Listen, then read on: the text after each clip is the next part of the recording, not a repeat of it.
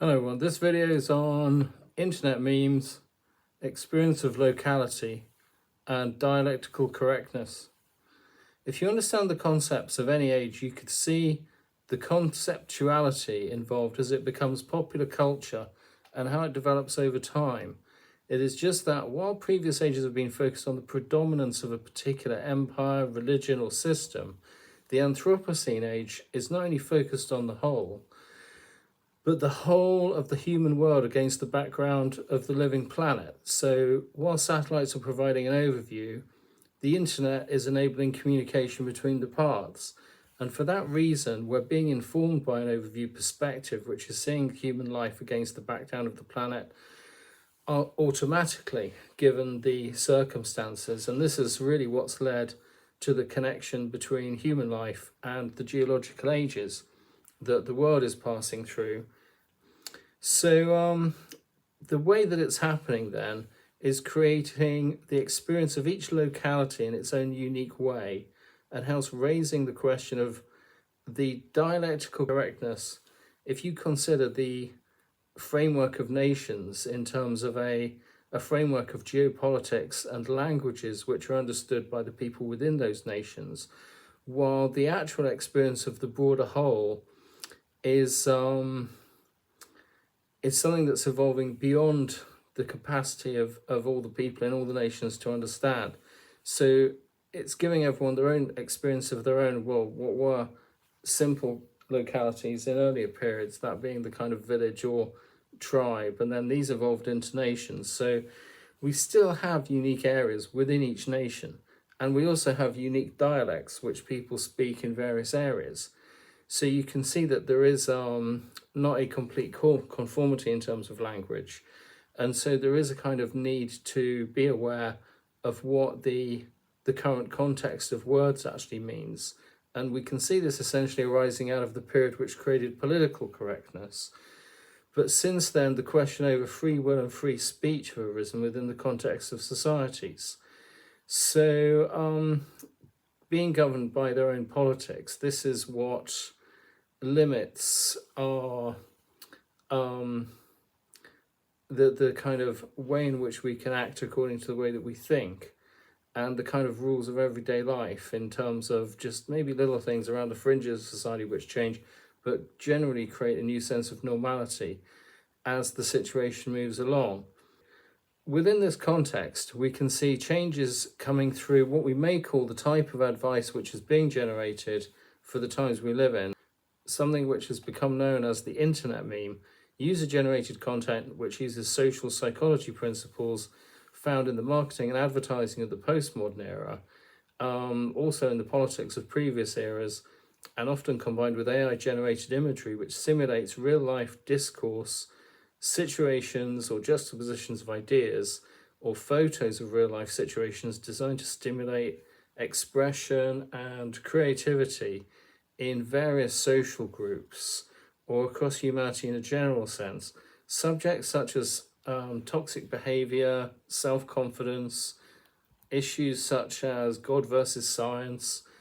good versus evil, Christianity versus Islam, religion versus spirituality, pagan religion versus monotheism, money versus happiness, all of these things, how to become rich, all these things are being discussed in a way which represents an encouragement for people to think for themselves. And as these are representing change within the times we live in, we can actually see the situation evolve in terms of patterns that we can actually read on the internet from coming from various groups, including you've got the far right, the Christian conservative, the left-wing socialist, the anarchist, the communist, all sorts of different people trying to influence society, the libertarians, the liberals, the Jehovah's Witnesses, and also kind of private individuals who are seeking kind of audiences, really, I suppose, are making career out of getting views for things that they're presenting before the public and following a particular vein. It would seem that because people can understand the general direction of the phases we move through, pattern recognition is enough, rather than people having to understand the whole situation they are in terms of all the periods of history that have ever existed and their influence on humanity. It only really needs to be understood in a kind of general sense in terms of how things are changing where we are. And this is generating the experience of each nation or region or even towns in a unique way, according to the way people expect their situation to develop over time. So people in societies can follow along and approve or disapprove in some cases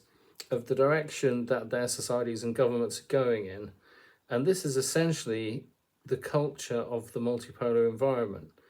You can see here that environment has become a term for our experience of life, which ultimately links the situation we find ourselves in as human societies are increasingly becoming interconnected, and hence the need for maybe a more stronger sense of self-determination is arising. And we can see this by the social continuation or continuity which is being enabled by popular culture discussing today's issues in various forms. And we can see really that the whole situation is becoming kind of more intelligent in terms of each group being expected to understand its own culture, rather than just general propaganda or kind of political statements about what will happen if you follow this or if you follow that, which time has shown is not necessarily true. And now I think since the truth movement, there's been a lot of criticism of each individual word, not just each statement, but each individual thing that everybody's saying. And this is causing even internet memes to become more critical and become more direct in terms of the information that they're providing. So I mean, I can see for myself there is a general pattern from generally commenting on different types of people and then moving to a more refined perspective, commenting on specific things from the point of view of specific groups, and now even moving towards pointing to the fact that there is this kind of greater whole going on and that we all kind of need to move towards being part of it through our attitude towards our environment. So currently, if that's just the human creative environment, then you're still getting the right idea if you're seeing yourself as living in an environment which will move more towards a kind of holistic environment through the Anthropocene as new ideas become possible. But right now the world seems to be quite preoccupied still with its own geopolitics, and I think people in the future will look back on this and see it's just the perspectives within nations which are evolving, which nobody could agree on at the time, and things had to run a certain course in terms of continually negotiating a better situation for ourselves. And what kind of suited one group of people then suddenly doesn't suit another, and they need to bring the situation into a question which the other side might not agree with even being raised. So then crisis breaking out because of the inability of people really to hold back in terms of the way that they're creating progress in their own place. So the thing is with the internet, I mean, we can kind of all follow along really in our own way, which means that we can include everybody in society, but also it means that we can influence everybody in society in different ways. And so we do have to watch out for this, because the reason we need to work together on this is because the way things change means that even with situational awareness, we're still facing increasing challenges and threats from unexpected aspects of the way that the situation is developing, which may not have been included in our thinking previously. As the world economy grows, the intensity of competition grows, and also the speed of events. And hence we need the experience of locality that we have to grow into something more, which can be enhanced with education, with research. You can look at history as a subject, particularly geography, you can see where the boundaries have changed between nations over time and how nations have grown and different alliances have formed. Science may be not so important at the moment, even though you can see the history of science is the history of the technology we developed, which is also an important thing. But just right now, in terms of geopolitics, it's kind of history and geography and social psychology, religion, that sort of thing, sociology, anthropology, archaeology, even if you want to go back a long way. I mean, if you want to go back right to the start, really, and look for kind of proof, that the whole thing has evolved how people say that it has. You can see all that with archaeology and anthropology and prehistory, and then understand how societies have evolved into the shape that they are. So through the stages we're going through, we can see how people's idea of locality has changed since it was created by settled communities at the start of the Holocene, which is really the significance of making that distinction between the spread of early humans and the Holocene age of farming communities, which is now becoming the Anthropocene as the world's globalized. So, again, I'm sticking with the idea that this has happened since the Industrial Revolution, but people haven't been politically organized enough in order to, the world's been through the stages of this world order that we've seen in a general sense emerging in political terms since the early 20th century, maybe, or even back into the time when industrialization raised the possibility that we could actually create a different type of political system which generates a equal distribution of wealth in some kind of form, because the machines can do the work for us. So it seems logical that people are not going to want to fight for survival if another way of life is possible. And obviously we saw communism using that concept in the 20th century, which obviously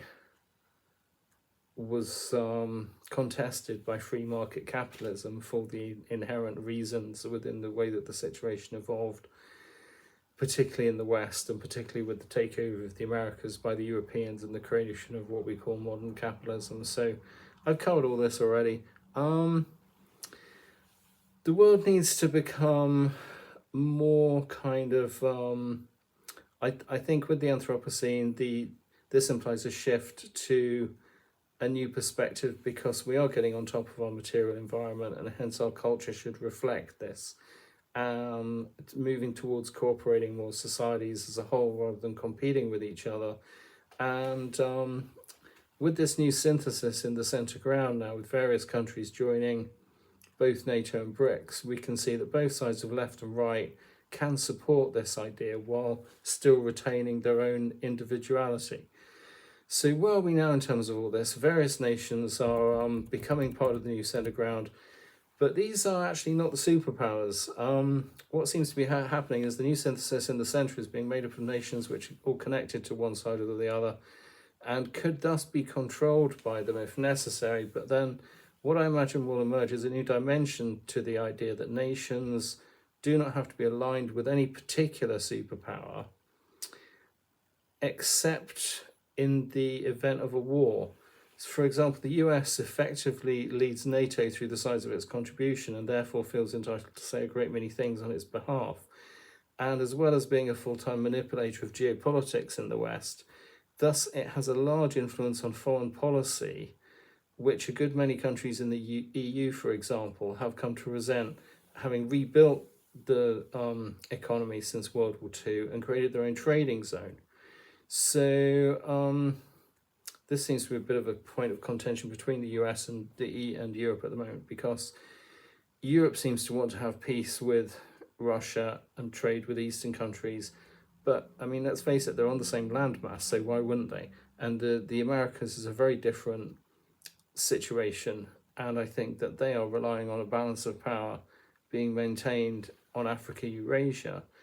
to prevent a war from breaking out which might involve them. And that's why they kind of want to pull the strings that they can to you might say, manipulate politics while trying to avoid some of the wars that we had during the Cold War period. Increase in an overall GDP may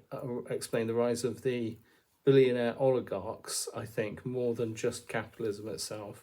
whose influence upon societies and governments has become unprecedented through their ability to simply buy social media platforms or other businesses which affect everyday life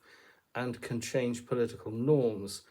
However, as not only the superpowers themselves, but also the divides in geopolitics tend to create extremes, this is leading to the appearance of what I've called a sprawling dystopian metropolis from many perspectives, but we can actually see the disorder and the chaos in the form of the way the situation evolves through the UN system and the way the framework of nations we're seeing evolving out of the general idea of a world order, which we saw emerging out of history from the modern ages, well, throughout time really, even since the creation of the world order, but certainly through emerging out of history through the postmodern age. And then since we come into the multipolar environment, this has become more of a compartmentalized situation in which all nations are responsible for their own role in global security and ensuring the well-being of citizens. So is this model up to date? It seems people need to find a way to follow the situation as it goes along, and that involves having a good understanding of how the periods of human history have evolved and seeing why we need the new, increasingly detailed classification of periods within the context of the geological ages as a new framework of ideas is emerging out of it, which is laying the new intellectual foundations of the Anthropocene. So what about the people that get left behind? I mean, having said that we can involve everyone in society with the internet meme and with the various news channels. What about the people that actually don't understand really what's happening and effectively get left behind? You will see these are the ones who are left to work in sedentary jobs, which are not involved in creating change, but are often involved in providing material support for the industries that do. While new generations of people are educated using the new ideas, they will be left wondering really what's happening, just like most of our grandparents did not understand the world we grew up in, as they retired and were left without much contact with the way the world worked, or at least without direct contact with the way the world worked, and became more concerned with taking care of the human element within society. Of course, there are diamonds in each generation, and we all have them in our own families, the ones who always seem to be able to point us along the right course of action when everyone else has failed. And in this way, humanity holds itself together as much as it needs to. So that's all for this video. It was just a quick update really on the I'm just going over anything that I might have missed from the channel and trying to throw it in. So try and get a bigger interview with somebody